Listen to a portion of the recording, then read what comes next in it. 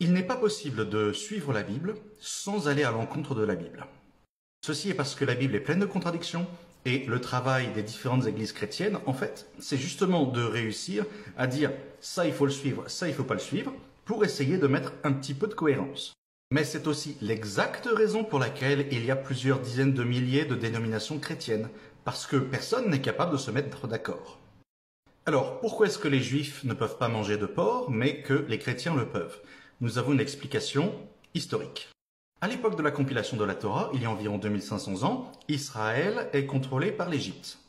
Même si nous avons quelques traces du fait que les Égyptiens de l'époque mangeaient effectivement du porc, elles sont relativement rares. Il semble en effet que les prêtres égyptiens considéraient le porc comme un animal non propre. Il semble que la culture de ne pas manger de porc viendrait donc des prêtres égyptiens. Énormément de la culture juive provient effectivement de l'Égypte.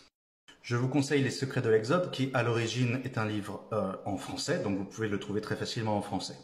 En revanche, bien que je l'ai lu il y a des années en français, je n'ai jamais trouvé de critique faite sur cet ouvrage de Mesod et Roger Sabat, et donc il faut le prendre avec des pincettes. En revanche, il est absolument passionnant parce qu'il montre les très très forts liens culturels et religieux entre le judaïsme et les traditions égyptiennes antiques.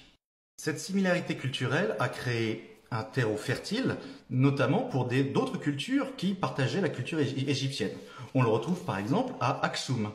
Aksum qui a créé un terreau fertile pour le judaïsme, puis ensuite le christianisme en Éthiopie.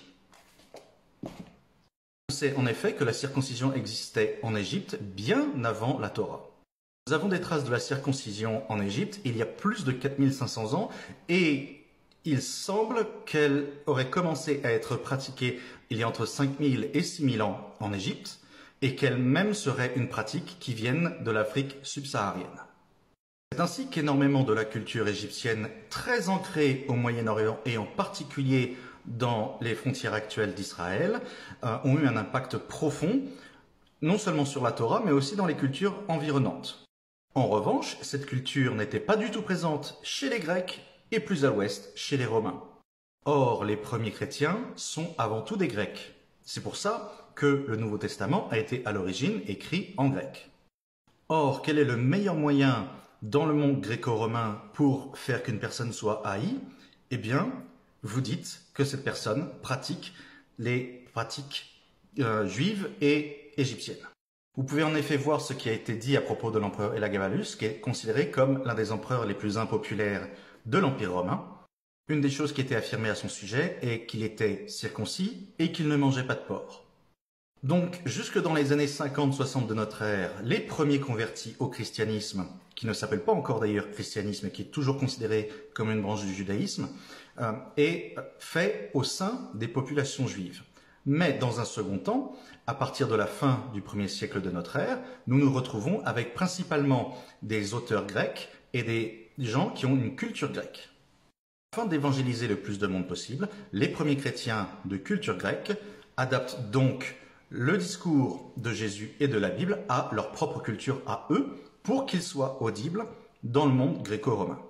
Avec l'extension du christianisme, de plus en plus de chrétiens donc sont des gens qui ne suivent pas l'Ancien Testament parce qu'ils ne sont pas juifs de culture et donc ils vont continuer à pratiquer leur culture gréco-romaine et donc ils vont par exemple manger du porc, ne pas pratiquer la circoncision et ne pas avoir les lois de l'Ancien Testament dans leur tête.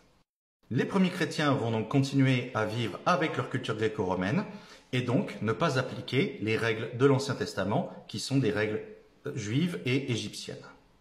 Par tradition, au cours des 1800 dernières années, les chrétiens vont donc continuer à ne pas suivre toutes les règles de l'Ancien Testament, bien qu'il n'y ait pas une seule ligne dans la Bible qui les autorise à ne pas suivre l'Ancien Testament. Kenavo!